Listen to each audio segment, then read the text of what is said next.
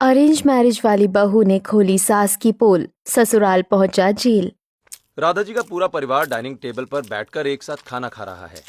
आज उनका छोटा बेटा राहुल भी विदेश से वापस आया है। राधा जी सबको खाना परोस रही हैं। राहुल, मैंने तुम्हारे लिए एक बहुत अच्छा रिश्ता देखा है। लड़की पढ़ी लिखी है, देखने में सुंदर है और एकदम मॉडल है, मॉडल। तुम कहो तो शादी की बात फिक्स कर ले। माँ देखो, मैंने पहले ही बोल दिया कि मुझे मॉडर्न लड़की नहीं चाहिए, क्लब डिस्को वाली टाइप्स। ये सब ड्रामेबाजी नहीं चाहिए मुझे। एक ट्रेडिशनल और एकदम सीधी सादी लड़की चाहिए। मुझे आपकी और भाभी की कॉपी तो बिल्कुल नहीं चाहिए माँ। What do you mean by आपकी या भाभी की कॉपी नहीं चाहिए? आखिर क्या खराबी है मुझ में या फिर मम्मी जी में? हम लोग मॉडर्न है ये। तुम दोनों चुप रहो। मेरे पोते को जैसी लड़की लेकर आनी होगी वो वैसी लड़की वो लेकर आएगा।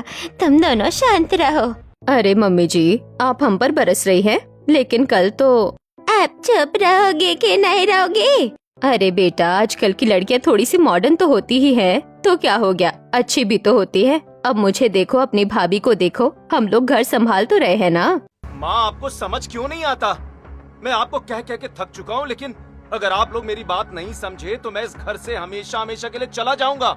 अरे नहीं नहीं बेटा, तुम्हारी माँ का मतलब वो नहीं थी। और मैं तुम्हारे लिए लड़के ढूंढूंगी, चिंता मत करो। मैं तुम्हारे लिए अच्छी लड़की ढूंढूंगी। राहुल गुस्से में बिना कुछ खाए और कहे उठकर अपने कमरे की तरफ चला गया। जवान लड़का है, घर से चला जाएगा तो लोग क्या सोचेंगे? वैसे भी हम लोगों को बहुत कुछ संभाल कर रखना पड़ता है घर के अंदर। हाँ हाँ, दादी बिल्कुल ठीक कह रही है मम्मी जी। हमें सीधी नहीं टेढ़ी उंगली से घी निकालना पड़ेगा। पता नहीं कैसा देवर है मेरा, जो विलायत में रहकर आया है, लेकिन सोच बिल्कुल गवार है। हाँ, मैं तो नहीं आने दूंगी किसी भी गवार को अपने घर में। मुझे तो एकदम मॉडर्न समझदार लड़की चाहिए, जो मेरा साथ दे सके, मेरे काम में मेरा हाथ बटा सके। मम्मी जी, आप चिंता मत करो, हम कुछ प्लानिंग कर ही लेंगे। हाँ, घरों में ऐसे छोटे मोटे नाटक होते रहते हैं, सुना है ना? बड़े बड़े घरों में ऐसे छोटी छोटी बातें तो होती रहती है। चलो सब खाना खाओ। अभी कुछ मिनट पहले जो लोग लड़ रहे थे वो अब आपस में हंसी मजाक के बीच खाना खा रहे थे। रात का समय हो चुका था, घर में सब सो चुके थे। चलो चलो जल्दी से निकल लो, किसी ने देख लिया तो मुसीबत हो जाएगी। तुम्हारा तो पूरा खेल चल रहा है राधा। अरे जिंदगी एक बार है और मुझे बहुत सारे काम पूरे करने हैं। जल्दी से बाइक बढ़ाओ आगे। आधी रात में राधा जी अपने मुंह बोले भाई के साथ बाइक पर बैठकर घर से निकल रही थी। राधा जी एकदम मॉडर्न कपड़ों में थीं। उसी समय पड़ोस की छत पर सुनीता, विनीता और मोहिनी पंचायत कर रही थी। अरे वो राधा जी है ना? हाँ यार, बिल्कुल वही है। और बाइक कौन चला रहा है? दिनेश जी तो नहीं लग रहे। चुप चुप, कल सुबह पूछताछ करेंगे, आज तो बस देखते रहो। राधा जी जिस तरीके से उस आदमी के साथ निकली है, मुझे तो बिल्कुल भी भाई बहन वाली फीलिंग नहीं आई। सही कह रही हो। और सुनो, वो लड़का कौन है? किसी को ठीक से पता भी है क्या? बस अचानक से आ गया और सब उसे मामा कहने लगे। अरे मैं तो कब से देख रही हूँ, कुछ तो गड़बड़ है। उस दिन मैं कपड़े सुखाने छत पर गई थी। फिर क्या देखा तुमने? राधा जी के कमरे की बालकनी में दोनों बहुत पास पास बैठे हुए थे। पर्दा लगा था, लेकिन हल्का सा ट्रांसपेरेंट था, सब साफ दिख रहा था। हाय राम, मतलब ये रिश्ता भाई बहन का तो बिल्कुल नहीं है। भाई बहन? अरे छोड़ो भी, आजकल तो लोग रिश्तों का नाम लेकर कुछ भी कर लेते हैं। तीनों पड़ोसन वहाँ से चली जाती हैं। उधर राधा जी के घर में राधा अपने भाई रमेश के साथ रात भर बाहर रहकर फिर सुबह करीब 4 बजे वापस आई। धीरे, कोई जाग ना जाए। हाँ, अगर किसी ने देख लिया ना तो सब खत्म हो जाएगा। जैसे ही दोनों अंदर आते हैं, अचानक लाइट ऑन हो जाती है। रुको भाई, कहाँ से आ रहे हो तुम दोनों इस वक्त? हा? अरे वो दिनेश जी, दरअसल हमें एक बहुत इम्पोर्टेंट क्लाइंट मिला था, उसी के लिए जाना पड़ा। जीजा जी, बहुत बड़ा केस था, नहीं जाते तो नुकसान हो जाता। अच्छा, अब जाओ, जाकर आराम कर लो, सुबह बस होने ही वाली है। दोनों अपने कमरे में वापस चले जाते हैं। अगले दिन राधा जी किचन में काम कर रही थीं, तभी राशि वहाँ आती है। मम्मी जी, लगता है मोहल्ले में कुछ ज्यादा ही चर्चे हो रहे हैं। क्या मतलब, कल रात आपको किसी ने देख लिया है क्या? किसने? वही सामने वाली सुनीता, विनीता और मोहिनी आंटी। इन औरतों को तो मैं देख लूंगी, बहुत ज्यादा उड़ने लगी है। अभी गुस्सा करने का टाइम नहीं है मम्मी जी, हमें संभल कर खेलना होगा, नहीं तो सारा राज खुल जाएगा। हाँ तुम सही कह रही हो, अब हमें और सावधान रहना पड़ेगा। उसी समय दादी सास सावित्री देवी वहाँ आ जाती हैं। क्या कुसर पुसर चल रही है तुम दोनों के बीच? कुछ नहीं मम्मी जी, बस ऐसे ही घर की बातें कर रहे हैं। ध्यान रखना, घर की कोई भी बात बाहर नहीं जानी चाहिए, वरना हम सब बर्बाद हो जाएंगे। जी दादी जी। उसी समय राहुल अपने कमरे में बैठा लैपटॉप पर कुछ काम कर रहा था। तभी दरवाजा खुलता है और कमल अंदर आता है। क्या भाई, हाँ? अभी भी गुस्सा हो? भैया मैं बस एक सिंपल लाइफ चाहता हूँ और कुछ नहीं। इस घर में कुछ भी सिंपल नहीं है। अरे यार, हर घर में कुछ ना कुछ होता है, तुम ज्यादा मत सोचो।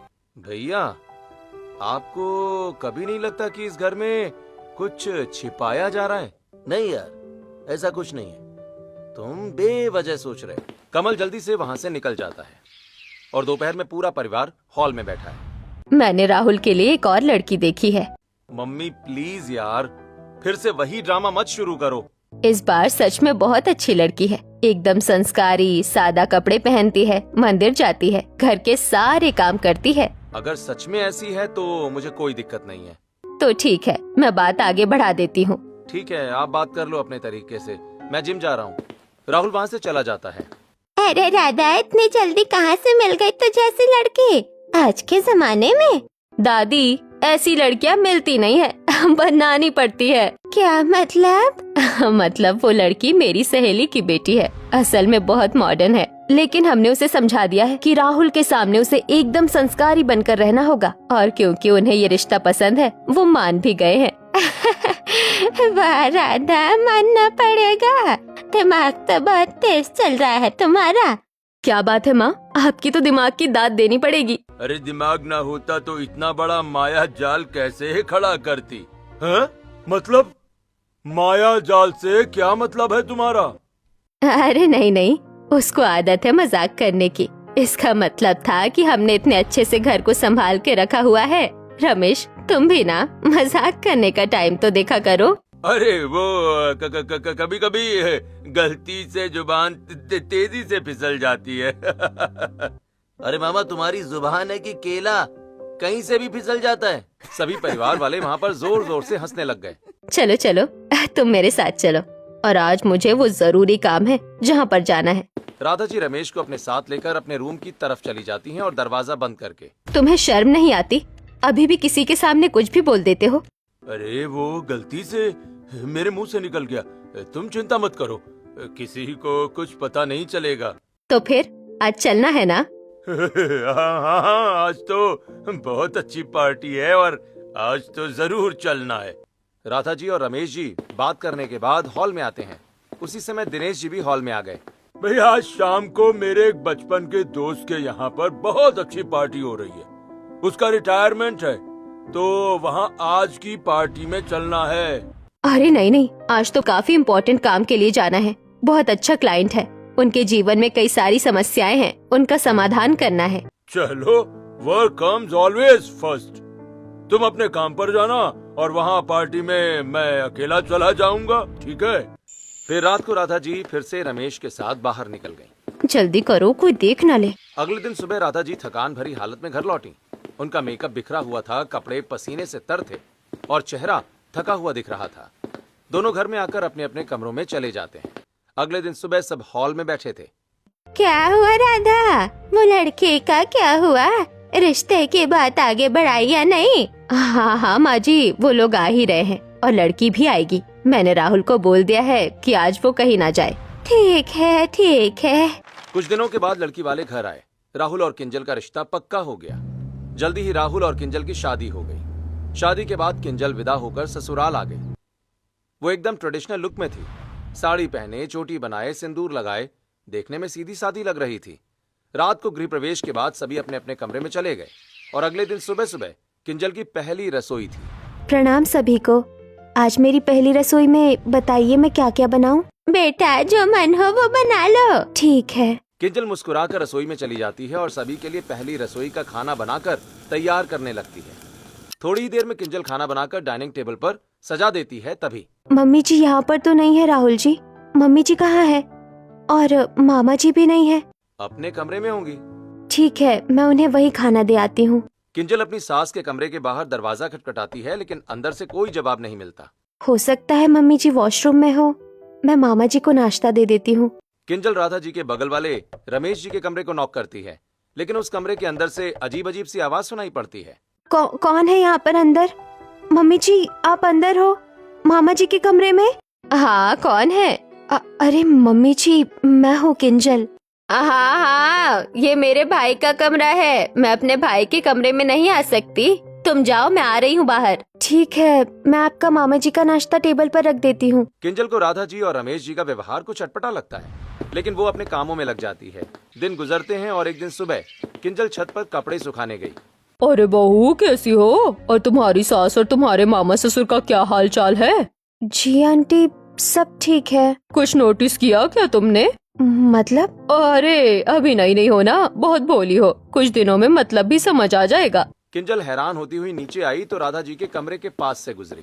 कमरे का दरवाजा खुला था और राधा जी एक बैग पैक कर रही थी। अरे मम्मी जी आप ये सामान टाई क्यों कर रही हैं? आप कहीं जा रही हैं क्या? अरे तुम बाहर निकलो।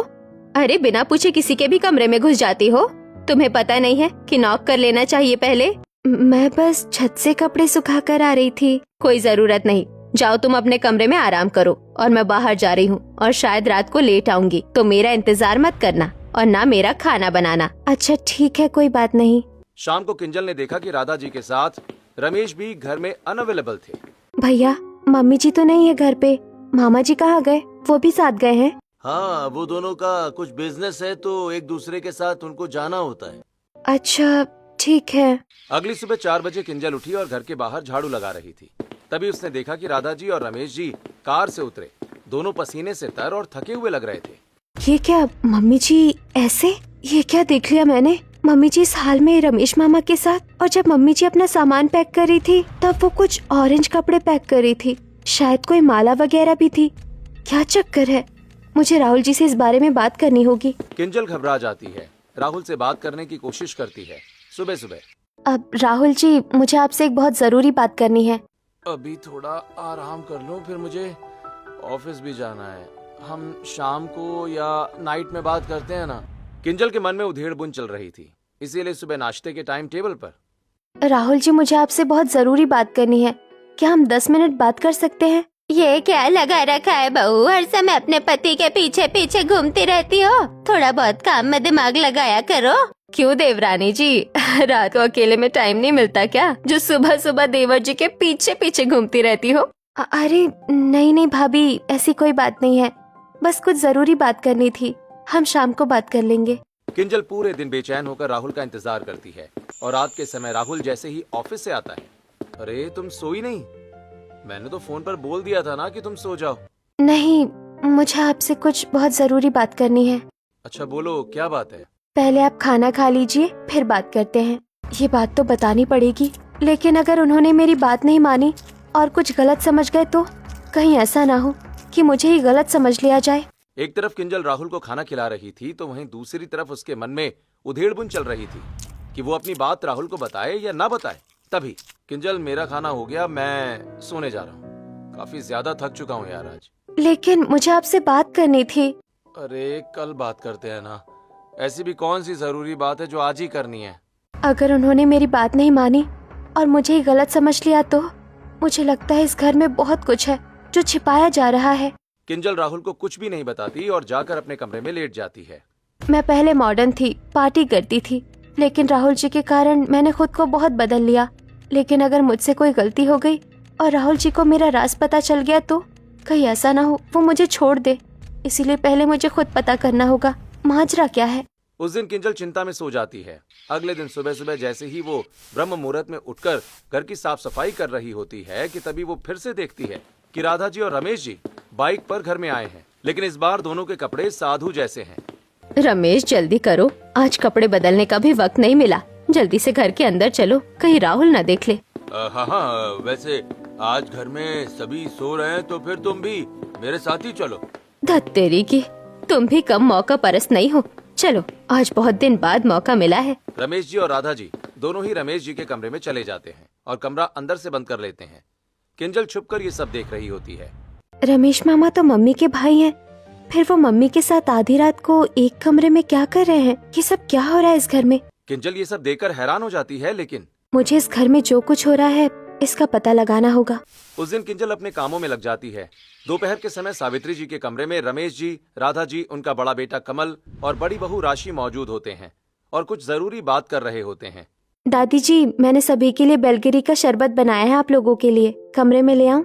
क्यों भाई, हम कमरे से बाहर नहीं आएंगे क्या? जो कमरे में लेकर आएगी, जा बाहर डाइनिंग टेबल पर रख दे, हम थोड़ी देर बाद पी लेंगे। इस घर में पता नहीं कुछ तो अजीब है। सभी लोग ऐसे चुप चुप कर बातें करते रहते हैं। जब पापा जी घर में नहीं होते तब मम्मी जी और ये मामा जी कमरे में अकेले रहते हैं। आधी रात को घर से बाहर जाते हैं और वापस भी आते हैं। पता नहीं क्या है। आज मैं मम्मी जी का पीछा करूंगी। एक तरफ किंजल अपने मन में ये सब कुछ सोच रही होती है तो वहीं दूसरी तरफ कमरे के अंदर सावित्री जी। राधा, तू तो कह रही थी कि किंजल भी मॉडर्न है, लेकिन ये तो बिल्कुल सती सावित्री जैसी है। मुझे डर है कहीं से हमारे राज का पता न चल जाए। अरे मम्मी जी, आप चिंता क्यों करती हैं? मैं हूँ ना, सब संभाल लूंगी। सभी लोग बातें करके कमरे से बाहर निकल आते हैं, लेकिन सभी के चेहरे पर अजीब सी चालाकी होती है जिसे देखकर किंजल को हैरानी रहती है। और उसी रात किंजल पानी पीने के लिए उठती है। तभी वो देखती है कि राधा जी और रमेश जी चुपके से घर के बाहर निकल रहे होते हैं। ये लोग इस वक्त, आज तो मैं पता लगा कर रहूंगी कि ये लोग कहाँ जाते हैं। किंजल चुपचाप उनका पीछा करने लगती है। राधा जी और रमेश एक सुनसान जगह पर पहुंचते हैं जहां एक छोटा सा कमरा होता है। अंदर से धुआं निकल रहा था, मंत्रों की आवाजें आ रही थी। ये क्या हो रहा है यहाँ? किंजल खिड़की से झांक कर देखती है। अंदर कुछ लोग बैठे होते हैं, थोड़ा नशे में। राधा जी सती साध्वी के रूप में बैठी होती हैं। रमेश उनके पास खड़ा होता है। अब आपकी समस्या का समाधान हो जाएगा। ये पेपर साइन कर दीजिए और अंगूठा लगा दीजिए।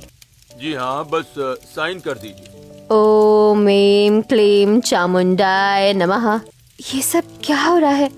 तंत्र मंत्र, धुआं, जेवर, पेपर पर साइन। मुझे कुछ समझ नहीं आ रहा। पता नहीं ये क्या कर रहे हैं। मुझे और गहराई से पता लगाना होगा। अभी जल्दी में कुछ समझ नहीं आया। किंजल तेजी से घर लौट आई। 2 घंटे के बाद राधा जी और रमेश दोनों एक साथ आए। राधा जी सीधे रमेश के कमरे में चली गई। ये मम्मी जी रमेश मामा के कमरे में गई, दिनेश जी के कमरे में नहीं। अब तो और शक हो रहा है। 2-3 दिन ऐसे ही गुजर गए और एक रात को फिर से आवाज हुई। किंजल देखती है सावित्री जी बाहर आई हुई हैं। आज फिर से ये लोग कहीं जा रहे हैं। मुझे पता लगाना पड़ेगा। सावधानी से करना, कोई गलती मत करना।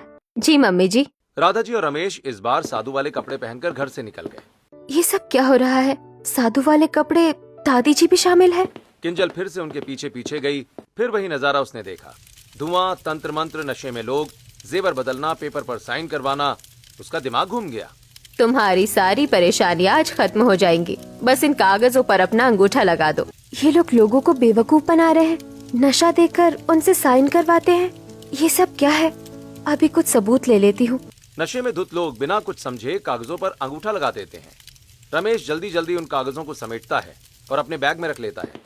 किंजल मौका देकर जल्दबाजी में घर आ जाती है और ऐसे सो जाती है जैसे उसे कुछ पता ही नहीं। अगली सुबह सब लोग हॉल में बैठे होते हैं। बहू जल्दी उठ गई आज? जी मम्मी जी, आदत है जल्दी उठने की।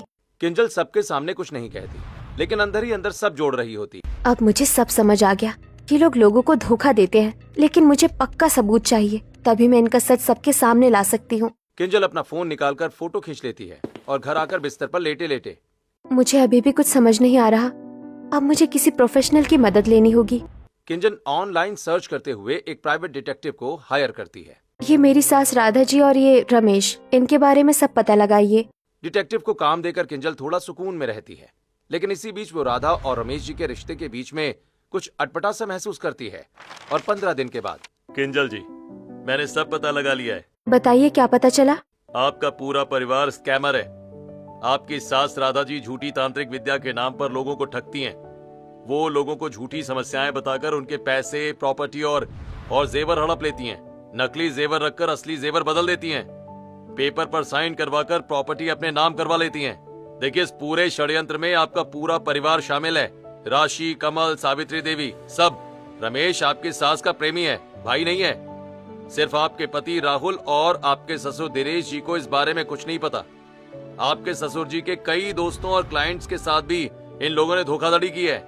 क्या मतलब मेरा पूरा ससुराल स्कैमर परिवार? ये किस घर में शादी करके आ गई हूँ? मुझे पूरी सच्चाई पता करनी होगी। किंजल एक हिडन कैमरा ऑर्डर करती है और वो उस कैमरे को ले जाकर रमेश जी के कमरे में चुपचाप लगा देती है। एक हफ्ते तक लगातार वो उस कैमरे की रिकॉर्डिंग चेक करती है और एक हफ्ते के बाद रिकॉर्डिंग देखकर हे भगवान, ये सब क्या हो रहा है? इस घर में मम्मी जी रमेश मामा जी के साथ। छी! तभी राधा जी और रमेश जी के कमरे के बाहर नॉक नॉक की आवाज आती है। किंजल रिकॉर्डिंग में सब कुछ देख रही होती है। कमरे के अंदर सावित्री जी, राशि, कमल घुसते हैं। हे भगवान, ये क्या? आज रात को बहुत बड़ा क्लाइंट हाथ लगा है, उसे बुद्धू बनाना है। ध्यान रहे कोई भी गड़बड़ नहीं होनी चाहिए। हाँ दादी, इस बार बहुत बड़ा माल है। सारा पैसा और प्रॉपर्टी हमारे नाम हो जाएगी। तो सब तैयार है? नकली जेवर, नकली पेपर, धुआं धुआं सब सेट है। मैं तुम्हारे साथ हूँ, कोई गलती नहीं होगी। चलो अब तुम लोग जल्दी से निकलो, और आज रात को हम लोग भी तुम्हारी मदद करेंगे, लेकिन छुप कर। ठीक है, आप लोग तैयार हो जाइए। 1 घंटे बाद हम सभी चुपचाप जाएंगे। मैंने दिनेश जी के दूध में नींद की दवा मिला दी है। सावित्री देवी, राशि और कमल कमरे से बाहर निकल गए।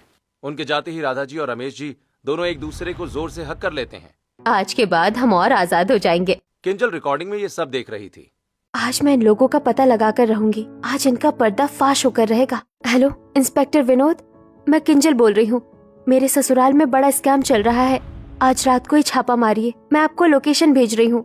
एक तरफ किंजल चुपके से घर से निकलते हुए अपने ससुराल वालों के पीछे पीछे गई। उसी रात पुलिस की गाड़ियां अचानक बंगले के बाहर रुकी। बंगले के अंदर फिर से वही प्रपंच चल रहा था, लेकिन इस बार दिनेश जी और राहुल को छोड़कर किंजल का पूरा ससुराल मौजूद था। पुलिस, कोई हिलेगा नहीं, सबको पकड़ लो। पुलिस ने राधा, रमेश, राशि, कमल, सावित्री देवी सबको रंगे हाथों पकड़ लिया। बेहोश क्लाइंट्स को होश में लाया गया। सारे नकली जेवर, पेपर, धोखाधड़ी के सबूत जब्त कर लिए गए। ये पूरा परिवार स्कैमर है। तांत्रिक के नाम पर लोगों को लूटते थे ये लोग। सबको पुलिस वैन में बिठाकर घर लाया गया। घर के हॉल में दिनेश जी, आपका पूरा परिवार इस स्कैम में शामिल था। राधा जी तांत्रिक विद्या के नाम पर लोगों की प्रॉपर्टी और जेवर हड़पती थी, बाकी सब मदद करते थे। क्या मेरी पत्नी, मेरा पूरा परिवार? अरे मम्मी, भैया, दादी, ये सच है क्या? हाँ पापा जी, और आपको पता है आपके कई सारे दोस्त और रिश्तेदारों को भी इन लोगों ने अपने स्कैम का शिकार बनाया है। इन लोगों ने ना जाने कितने लोगों की जिंदगी बर्बाद कर दी। पुलिस वाले राधा जी, रमेश, राशि, कमल और सावित्री देवी को हथकड़ी में ले जा रहे थे। तभी रुकिए, अभी एक और सच्चाई बाकी है। सब हैरान होकर किंजल की तरफ देखने लगे। ये देखिए, ये सिर्फ स्कैम नहीं, मम्मी जी और रमेश मामा का अफेयर भी चल रहा है। रमेश मामा कोई भाई नहीं, मम्मी जी का प्रेमी है। सब फोटोज देखकर स्तब्ध रह गए। हे भगवान, ये सब क्या है? मैंने कभी सोचा भी नहीं था कि मेरी पत्नी मेरे साथ ऐसा करेगी। मेरी पत्नी इतनी बड़ी धोखेबाज। ले जाओ इसे जेल में। इसलिए मैं अरेंज मैरिज करना चाहता था। मुझे लग ही रहा था कि इस घर में कुछ गड़बड़ है। अगर मैं किसी मॉडर्न लड़की से शादी करता तो ये सब राज कभी बाहर नहीं आता। चलो, सारी सच्चाई सामने आ गई है। उसी वक्त पड़ोस की छत पर सुनीता, विनीता और मोहिनी खड़ी थी। देखा, अरेंज मैरिज वाली बहू ने खोली सास की पोल और पूरा का पूरा ससुराल पहुंचा जेल। हाँ बहन, मुझे तो पहले से ही कुछ न कुछ गड़बड़ लगता था। ये परिवार पूरा ही पूरा झोल है। चलो, फाइनली मोहल्ले में से गंदगी तो साफ हुई इस अरेंज मैरिज वाली बहू के चक्कर में। एक तरफ मोहल्ले की औरतों को नई गॉसिप मिल चुकी थी, तो दूसरी तरफ पापा जी और राहुल, मैं जानती हूँ ये सही समय नहीं है, लेकिन हमारे लिए भी एक अधूरा काम बाकी है। बेटा, तुमने आज हमारी बहुत मदद की है। हमारी आंखों पर पड़ा हुआ पर्दा हट गया, वरना न जाने ये लोग हमें कब तक धोखा देते। हाँ बताओ, क्या काम है जो हमें आज करना है? मैंने जो डिटेक्टिव हायर किया था उसने कुछ लिस्ट निकाली है। उन लोगों से उनकी प्रॉपर्टी के पेपर और जेवर हड़पे गए हैं। हमें वो सब वापस करने होंगे। हाँ हाँ जरूर। इसके बाद किंजल, राहुल और दिनेश जी सभी मासूम लोगों को उनके जेवर और प्रॉपर्टी के कागज वापस कर देते हैं और बाकी का परिवार जेल में सड़ता रहता है।